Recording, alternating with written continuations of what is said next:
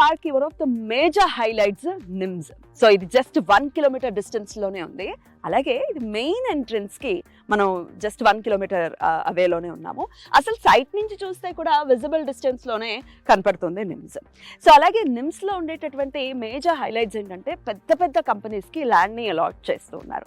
అందులో హ్యుండాయికి already land ని allot చేశారు. అలాగే ట్రిటాన్ కంపెనీకి కూడా ల్యాండ్ ని అలాకేట్ చేశారు ఈవీ కార్స్ కి సంబంధించి.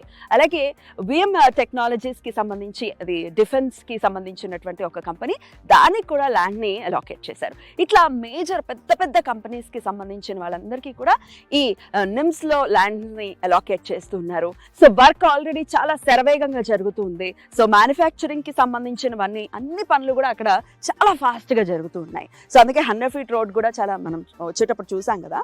సో 100 ఫీట్ ని వేశారు. సో 100 ఫీట్ రోడ్ నుంచి జస్ట్ చాలా దగ్గరలోనే మనం ఉన్నాం.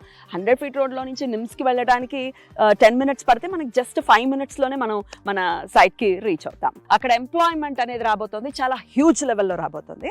ఈ నిమ్స్ ని సుమారు 12,635 ఎకరాల్లో ఈ నిమ్స్ ని ఎస్టాబ్లిష్ చేస్తున్నారు. సుమారు 2 లక్షల పైచీలకు ఎంప్లాయ్మెంట్ అనేది ఉంది.